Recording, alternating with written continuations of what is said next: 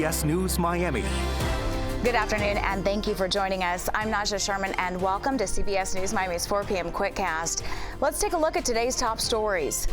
Off the top, breaking news. The former Broward County Elections Supervisor, Brenda Snipes, has died at the age of 80. She was surrounded by controversy following 3 statewide election recounts and a slew of lawsuits in Florida. CBS News Miami's Joan Murray will have more on this story tonight at 5. Always alerting, always tracking. This is Next Weather. And taking a live look outside, looks a little more like Gotham City than Miami. A cloudy and windy day across South Florida. Let's get right to Next Weather meteorologist Cindy Pressler. What is going on out there? We are just not used to this kind of stuff, are we? We're so spoiled down here in South Florida. If the sun is not out, I mean full sunshine, we get worried, right? Well, today is one of those days, and our camera just happens to be stuck at this moment, but you get the idea. Waves coming in, large waves, because our winds are so strong out there. Right now, Miami gusting to 26 miles per hour. We've had gusts higher than that, though, even up to 40 mile per hour winds. Temperature now 79 degrees, so this is not a typical day and not the kind of stuff that we are used to. But we've got all these advisories and warnings out here. A gale warning continues in effect until Friday at 2 a.m. All the coastal waters along Florida, even down in the Keys now. So that's where the winds are the strongest. So this is not a good boating day. We've got also wind advisory in effect through 8 p.m. tonight, right along the coastal areas. These winds will start to die down ever so slowly. It's going to be a gradual decrease, and a flood advisory, a coastal flood advisory for the Keys here. So that's where we got a lot of saltwater intrusion because of the wind direction, and also a rip current risk that's going to be high. That'll run through Friday evening. So again, not the best beach days right now. Current wind gust at 26 mile per hour, 16 the sustained winds. But look at this, Homestead 33, gusting to 38 at Marathon. Key West was almost 40 mile per hour gusts earlier, so this has been one of those nasty days. And the highest today, 38 at Marathon, 39 at Key West, 29 has been the highest gust so far. That's at Miami.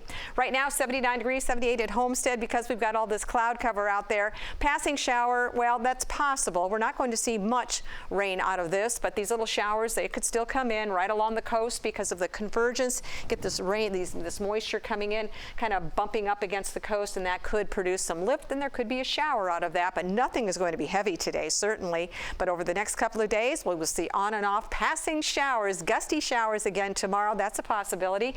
Saturday morning, a few showers popping up. We've got a frontal system that wants to come back to the north, so that's going to bring some moisture with it. So yes, we're going to see that chance for some rain. Those winds, again, tomorrow will still be breezy, but a little bit less than today. There's that front that wants to come back, so we're going to keep an eye on that. Let's head out to the tropics right now, because there's really not much to talk about. Nothing out in the Atlantic, so to speak, but we still have this little system down here in the Caribbean. Now it's been knocked down to only a 20% chance that this could develop. This is just going to bring some rain over here to Nicaragua and Honduras. So it's Central America that's going to have to watch for that little system. Other than that, nothing is a threat. Here's your forecast. Tomorrow's highs going back up again to 82 degrees. Chance for showers, best chance on Saturday. Temperatures climb back into the mid-80s, and just a slight chance for showers coming in next week.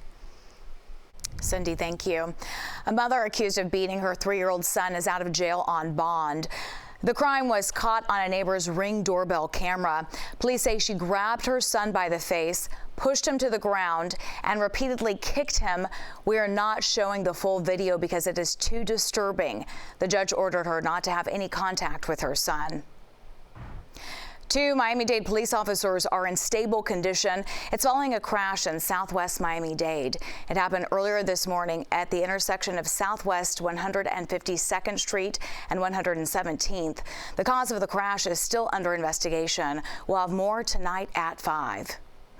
Donald Trump Jr. is back in court today. It's to testify in the fraud trial against the Trump Organization. His brother Eric Trump is also expected to testify in Fort Pierce. On Wednesday, Trump Jr. testified and defended his involvement in the creation of financial statements. The former president and his daughter Ivanka are also expected to testify. The family and the Trump Organization denied any wrongdoing.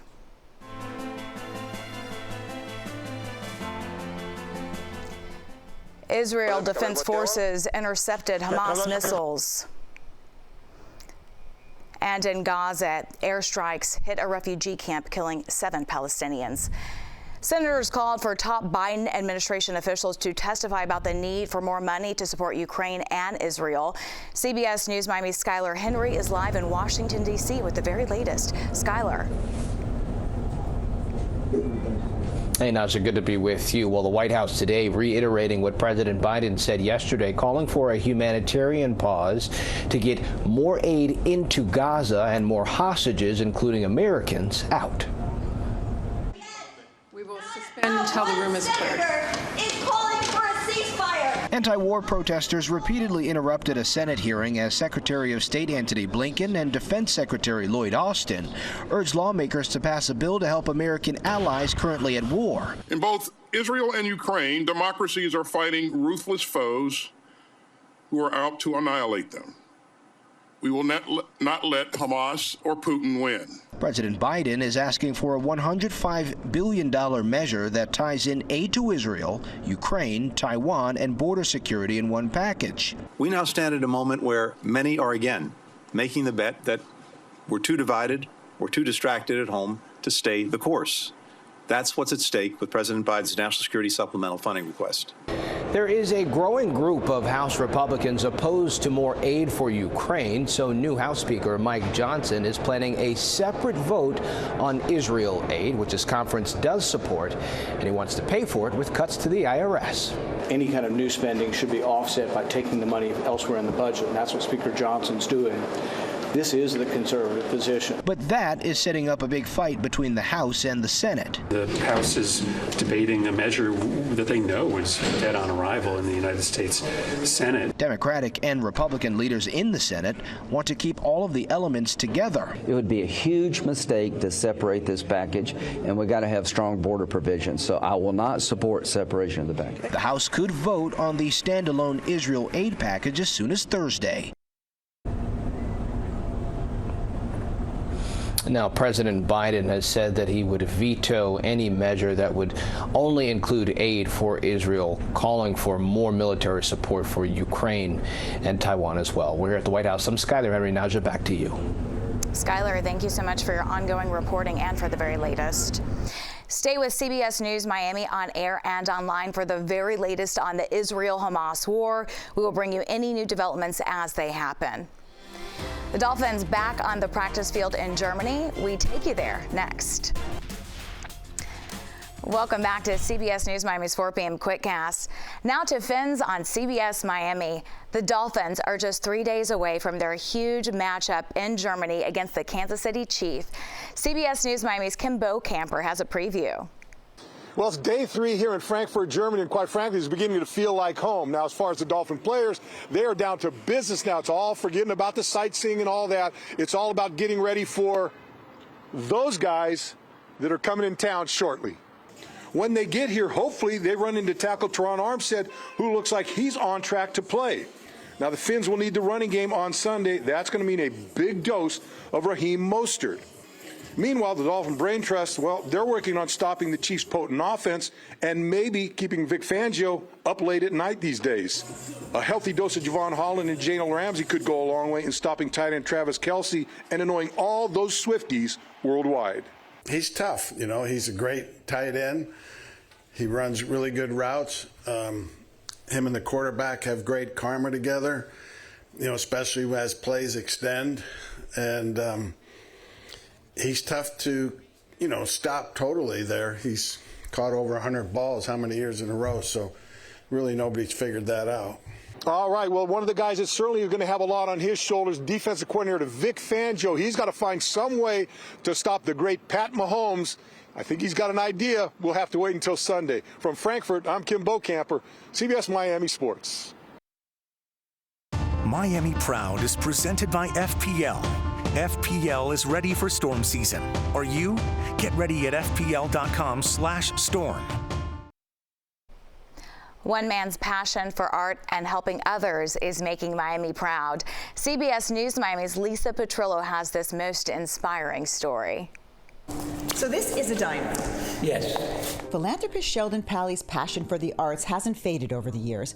For more than half a century, Sheldon, a University of Miami graduate, and his late wife Myrna, also a UM alum, have been deeply involved with numerous South Florida arts organizations as founding members and benefactors. She was on the board, the beginning board of the New World School of the Arts, and was on the board until her passing in 2020. Some of the other arts organizations the Palleys helped establish and fund include the Miami Film Festival, the Coconut Grove Arts Festival, and the Education Fund. What was really important is that when we came here in the early 50s, this was a very, very small southern town, very one-sided, and watched all these institutions like Young Arts and the Symphony and the Film Festival and the museums come and grow.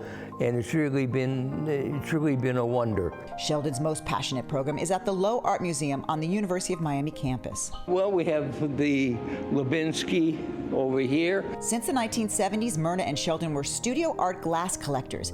In 2007, they donated their collection of more than 300 pieces, which are housed in the Myrna and Sheldon Palley Pavilion for contemporary glass and studio arts at the Low Art Museum. Sheldon said they wanted to share with the community. We have enjoyed it through the years, and we would like everybody else to enjoy it as well, to see what can be done with glass as an art form. The Low Museum's art director, Jill Dupy, says the Palley's generosity has no limits. What impressed me so deeply was not only their commitment to glass, to the Low, to artists, but also to education, to children and to students, and to the community. Most recently, Sheldon donated to a new free exhibition at the Low titled Order Up, the Pop Art of John Miller, which includes 35 pieces of oversized 1950s-style glass sculptures of food, drinks, and condiments. It's his family's glass sculpture of a potato chip bag and chips. The bag bears the name M&S Palley Chip Company, established in 1956, the year he and Myrna were married. At the end of the day, when you look around at this room and in the other glass room, and all of the organizations you've helped, you got to feel a little proud. I'm very proud, and it's really nice to see that everybody can enjoy what we have enjoyed, and to see what can be done. Sheldon says he's going to continue to donate to all of South Florida's art organizations. As for Order Up, it's on through January 14th. I'll have the fries, please. I'm Lisa Petrillo, CBS News, Miami. The power of CBS News Miami and the CBS News Miami stream are always at your fingertips. We're on Pluto TV and it's all free, or find us on your favorite streaming device with the CBS News app, then click CBS News Miami. That's CBS News Miami's 4 p.m. Quickcast. I'm Naja Sherman. Stay tuned for more news right here on CBS News Miami.